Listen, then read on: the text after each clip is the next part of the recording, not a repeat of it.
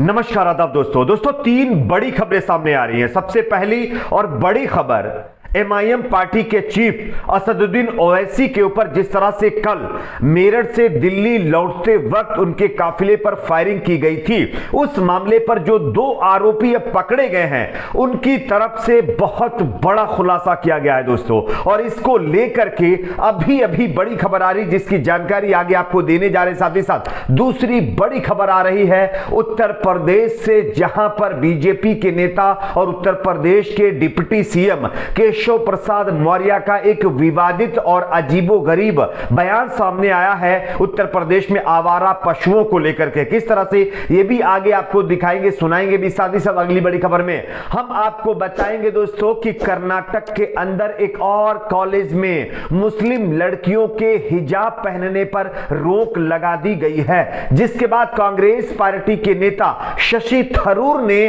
BJP के ऊपर जमकर निशाना साधा है। किस तरह से इसकी भी जानकारी देंगे। उससे पहले एक छोटी सी रिक्वेस्ट करेंगे दोस्तों, इस वीडियो को आप ज्यादा से ज्यादा शेयर करिए, लाइक करिए और चैनल को सब्सक्राइब करके बेल आइकन को जरूर प्रेस कर लीजिए। बात करते हैं पहली और बड़ी खबर की। जैसा कि आप सभी जानते होंगे दोस्तों कि कल असदुद्दीन ओवैसी जो उत्तर प्रदेश विधानसभा चुनाव के अंदर जो है अपने पार्टी का चुनाव प्रचार कर रहे हैं, लेकिन कल वो जब मेरठ से दिल्ली के लिए रवाना हो रहे थे तो एक टोल के पास में उनकी कार के ऊपर फायरिंग की गई, जिसके वीडियो फुटेज भी आपको हम दिखा भी रहे हैं और आपने देखे भी होंगे। लेकिन जिस तरह से इस पूरे मामले पर अभी तक एक तरह से संशय बना हुआ था, उस पर अब बड़ा खुलासा हो गया है। इस पूरी घटना से पर्दा हट गया है।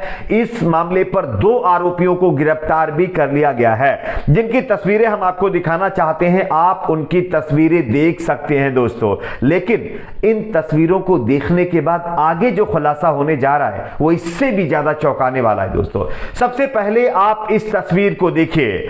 यह तस्वीर ये बयां करती है कि असदुद्दीन ओवैसी की कार पर हमला करने वाले, गोली चलाने वाले लोग किस पार्टी से जुड़े हुए हैं। देशभक्त सचिन हिंदू नाम का ये व्यक्ति है जिसने कल फायरिंग की थी और भारतीय जनता पार्टी का ये कार्यकर्ता है। इसकी सदस्यता संख्या 1012334171 है और जो अपने आप को देशभक्त और सचिन हिंदू के नाम से बीजेपी का कार्यकर्ता बताता है, और इसका सर्टिफिकेट भी मैं आपके साथ शेयर कर रहा हूं, आप देख सकते हैं। उसके बाद अगली तस्वीर आप देखिए। यह तस्वीर एक बीजेपी के नेता और जो उत्तर प्रदेश में मंत्री हैं उनके साथ है।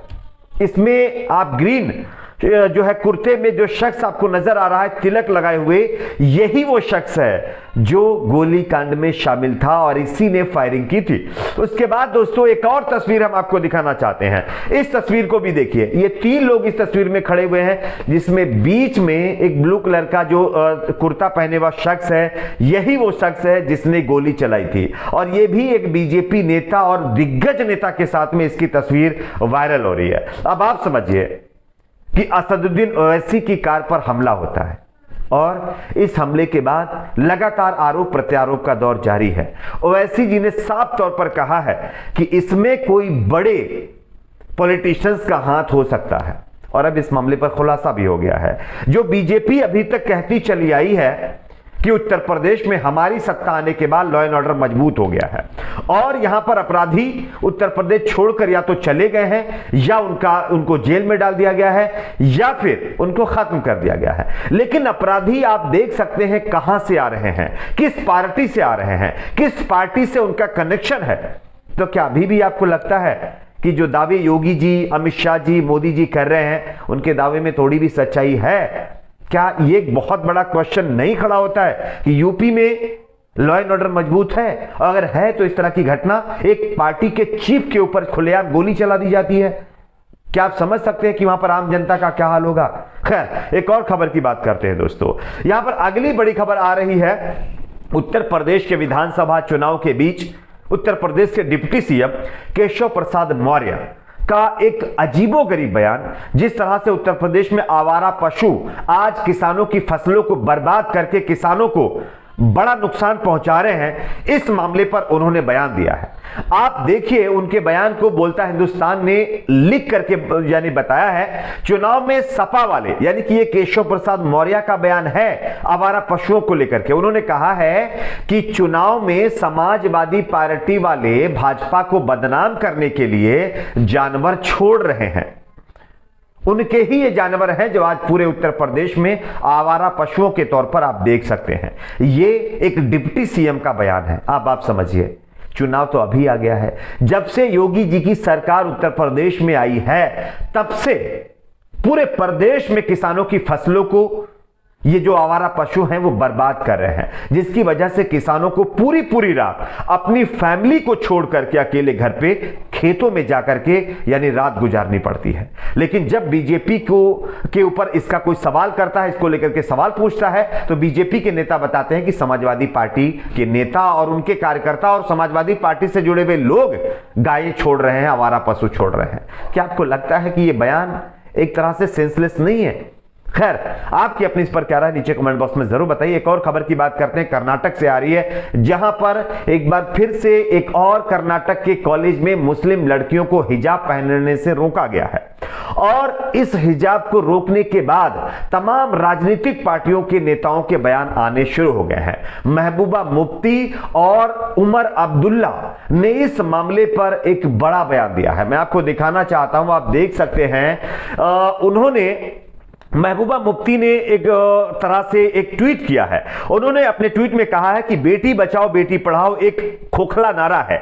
मुस्लिम लड़कियों को सिर्फ उनकी पोशाक के कारण शिक्षा के अधिकार से वंचित किया जा रहा है। मुसलमानों के हाशिए पर जाने को वैध बनाना गांधी के भारत को गोडसे के भारत में बदलने की दिशा में ये एक और कदम है, ये कहते हुए उन्होंने बीजेपी के ऊपर निशाना साधा है। उसके बाद दोस्तों यहां पर एक और नेता उमर अब्दुल्ला ने भी अपना एक बयान दिया है। उन्होंने भी अपने बयान में कुछ इसी तरह का यानी कि उन्होंने लिखा है कि individuals are free to choose what to wear, you may or may not like their choice but that's right we all have.